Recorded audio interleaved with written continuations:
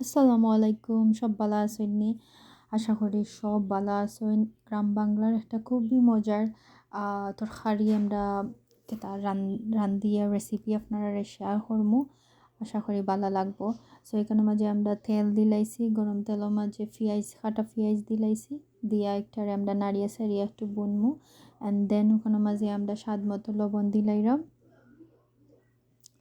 লবণ দিয়ে আমরা নাড়িয়ে নিমু আর কাঁচামরিচ দিমু, বেশ করে একটু কাঁচামরিচ দেবো। আমরা এখানে লাউ দিয়া খোল্লার মাছের খোল্লা রান্ধিমু। সো আপনারা দেখতে থাকুক, খুবই মজা ওই রেসিপিটা। আর লাউ যেহেতু আমরা পাউডার মরিচ কম দিমু, দ্যাটস ওয়াই আমরা একটু কাঁচামরিচ একটু বেশি দিমু। সেখানে মাঝে আমরা হলুদ 1 চামচ দিছি, ধনিয়ার গুঁড়া 1 চামচ দিছি, দিয়া সবগুলা নাড়ি নিমু।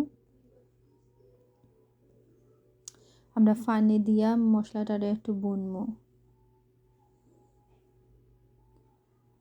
ও পর্যায়ে আমরা মাছের খোল্লাইন দিলাইমু। আপনারা যে কোনো ধরনের মাছের খোল্লা ইউজ করতে পারেন, এখানে মাঝে আপনারা চয়েস অনুযায়ী দিয়া আমরা নাড়ি নিমু। খুবই মজা হয় কদু দিয়া। তো মাছের খোল্লা অনেকে খাওয়া হয়, গ্রাম বাংলার একটা ঐতিহ্য বলতে গেলে খাই নিলা। আর আমরা প্রিয় নবী হযরত মুহাম্মদ সাল্লাল্লাহু আলাইহি সাল্লামেরও কদু খুবই প্রিয়।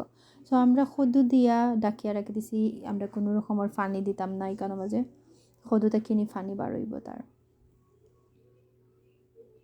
দেখতে পারা কদুতে কিন পানি বার হইয়া কতটুকু পানি হয়েছে। আমরা এখন নাড়িয়া দিমু।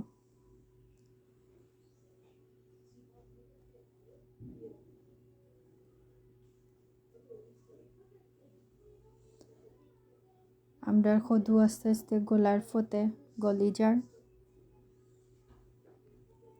মাছটাও হয়েছে এরকম মাখা মাখা।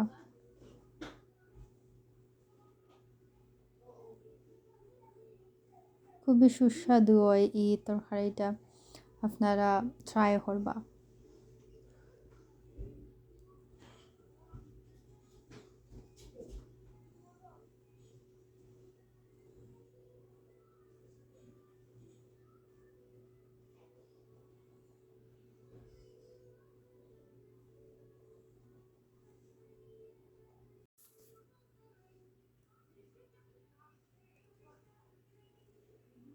কদুটা বালা করে হয়ে গেলে আমরা এখানে মাঝে বেশ করে আপনারা ধনিয়া পাতা দিবা। কদুর মাঝে ধনিয়া পাতা দিলে আরও টেস্ট বাড়ি যায়। আর ঘেরান, ধনিয়া পাতার ঘেরানে পেট ভরে ভাত খাওয়া যায়।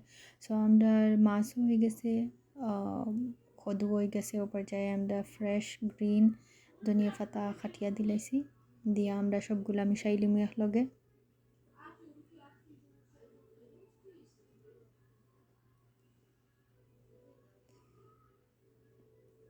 খুবই মজা হয়েছে, আপনারা ট্রাই করবা বাসার মাঝে আপনারা পছন্দের মাছের খোল্লা দিয়া। আসসালামু আলাইকুম।